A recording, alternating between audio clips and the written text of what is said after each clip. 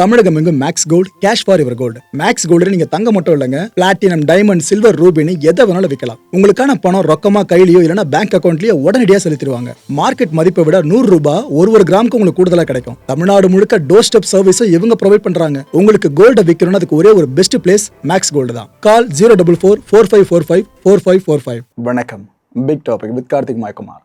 இந்த Iran America கான்ஃப்ளிக்ட்ல குவைத்தை போட்டு பொழந்திருக்காங்க. அதுவும் அங்கே குவைத்தோட இன்டர்நேஷனல் ஏர்போர்ட் இருக்குல்ல, இந்த வீடியோ பார்த்துருக்க பல பேரும் அந்த ஏர்போர்ட்டை ஒரு முறை ஆக்சஸ் பண்ணியிருப்பீங்கன்னு நினைக்கிறேன்.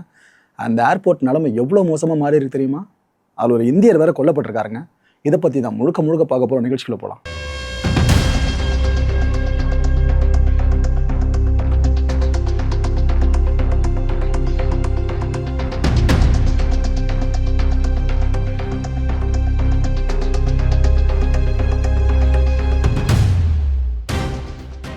IRGC என்ன சொல்லிச்சு?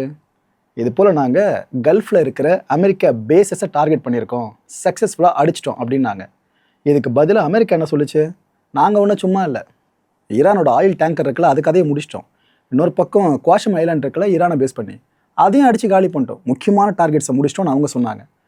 இப்படி ரெண்டு பக்கமும் மாறி மாறி அடிச்சிட்டு இருந்தாங்களா? இல்லை ஒரு கட்ட நீட்சியாக என்ன ஆயிடுச்சு, குவைத்தோட இன்டர்நேஷ்னல் ஏர்போர்ட் இருக்குல்ல, அதை அடிச்சிட்டாங்க.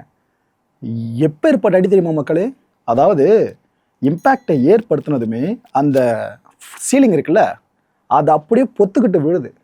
இது சார்ந்த அட்டாக் காட்சி முதல்ல பார்த்துருங்களேன்.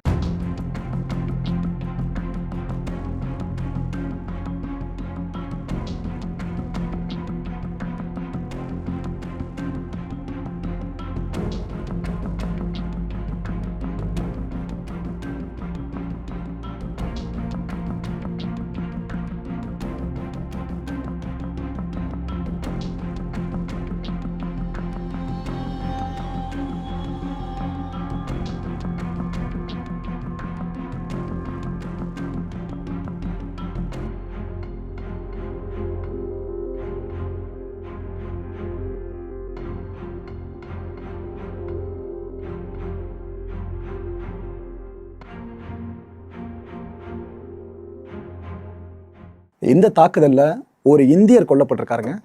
63 பேர் வரைக்கும் காயம்பட்டிருக்காங்க. இப்போ வரைக்கும் எல்லாரையும் ஹாஸ்பிட்டலைஸ் பண்ணி இப்போ ட்ரீட்மெண்ட் கொடுத்துட்ருக்காங்க. இந்தியா கடுமையான கண்டனத்தை பதிவு பண்ணியிருக்கு. இந்த அட்டாக்கை நடத்தினாங்களே, அவங்க சார்ந்த கண்டனத்தை பதிவு பண்ணியிருக்கு.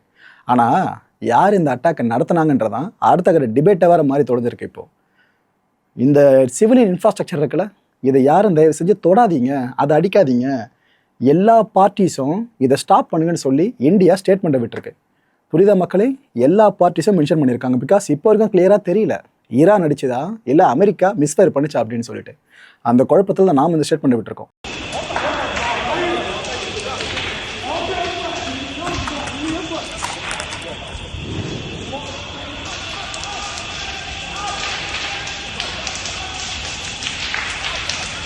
هذا الحريق، هذه مسيرة طاحت هني فوق أمل الكويت. குவைத்து செம அப்செட்டுங்க இந்த அட்டாக்கால். ஏன்னா அவங்க தானே தாக்குதலுக்குள்ளே இருக்காங்க. அவங்க என்ன சொல்கிறாங்க? கிரிமினல் ஈரானியன் அக்ரெஷன்னு சொல்கிறாங்க. அதாவது ஈரான் தான் இந்த அட்டாக்கை பண்ணிச்சு, அவங்கள தாண்டி வேற யாரும் இந்த அட்டாக்கை பண்ணியிருக்க வாய்ப்பே இல்லைன்னு குவைத்து சொல்லுது. அண்டு 2 ஈரானியன் டிப்ளமேட்ஸை அவங்க நாட்டை விட்டு வெளியே போக சொல்லிட்டாங்க. யார்? குவைத்தில். நீங்கள் 2 பேரும் இங்கே இருக்கவே கூடாது, எங்கள் கண்ணில் படக்கூடாது, 24 மணி நேரம் மட்டும் தான் டைமு, இங்கேருந்து வெளியே போயிடுங்க அப்படின்ட்டாங்க. அண்ட் இந்த ஃபாரின் மினிஸ்ட்ரி இருக்குல்ல, ஈரானோட ஃபாரின் மினிஸ்ட்ரி, அது சார்ந்த அஃபேர்ஸை கவனிக்க குவைத்தில் அஃபிஷியல்ஸ் இருப்பாங்களே, அவங்களுக்கு சம்மன் இஷ்யூ பண்ணிடுச்சு குவைத்து. உங்களுக்கும் அமெரிக்காவுக்கும் சண்டை, நீங்கள் பார்த்துக்குங்க, எதுக்கு தேவையில்லாமல் எங்களை அட்டாக் பண்ணுறீங்கன்னு அவ்வளோ கடுப்பாக இருக்குது குவைத்துங்க. ஏன்னா அந்த அட்டாக்கோட வீரியம் அப்படி இருந்துச்சு.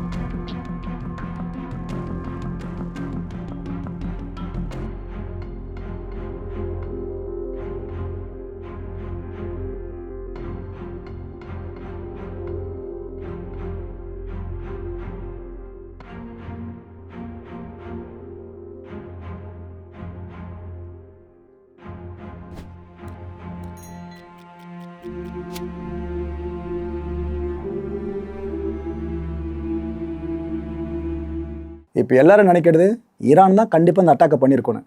ஆனால் ஐஆர்ஜிசி என்ன தெரியுமா சொல்கிறாங்க? நோ, நாங்கள் அடிக்கலைன்றாங்க.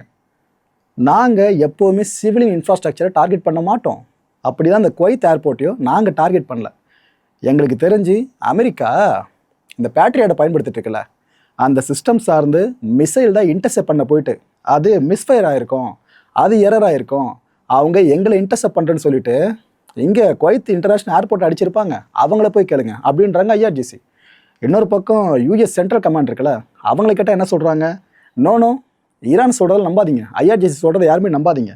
அவங்க சொல்கிற மாதிரி நாங்கள் மிஸ்ஃபயர்லாம் ஒன்றும் பண்ணலை, ஈரான் மட்டும்தான் இந்த அட்டாக்கை பண்ணியிருக்கு. அதுவும் கேல்குலேட்டடாக கரெக்டாக டெலிபரேட்டாக இந்த அட்டாக்கை பண்ணியிருக்காங்க.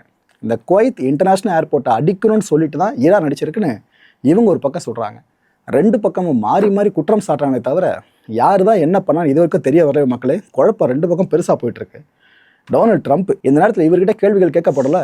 கேட்டாங்க ரிப்போர்ட்டர்ஸு, என்ன சார் இது போல் குவைத் இன்டர்நேஷ்னல் ஏர்போர்ட் வரைக்கும் கை வச்சுருக்காங்க, அவங்களே கேட்டால் நீங்கள் தான் பண்ணீங்கன்றாங்க, நீங்கள் என்ன சொல்கிறீங்க அப்படின்னு கேட்டாங்க. அப்போ அவர் என்ன சொன்னார்? எல்லாத்துக்கும் ஒரு காரணம் இருக்குன்னு சொல்லி ஆரம்பித்தார் டொனால்ட் ட்ரம்ப். எல்லாத்துக்கும், அதாவது நாங்கள் இந்த அட்டாக்குக்கு முந்தைய நாள் நைட்டு தான் ஈரானை ஒரு வழி ஆக்கணும்.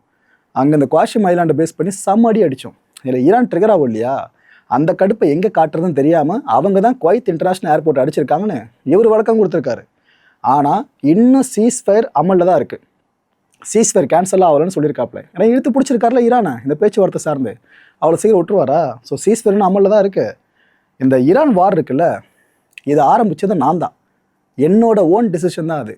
இதுக்காக பல பேர் நெத்தன்யாகு கை காட்டுறீங்களே, ஏதோ அவர் சொல்லி தான் நான் இந்த போரை ஆரம்பிச்சேன்ற மாதிரி, அதெல்லாம் கிடையாது.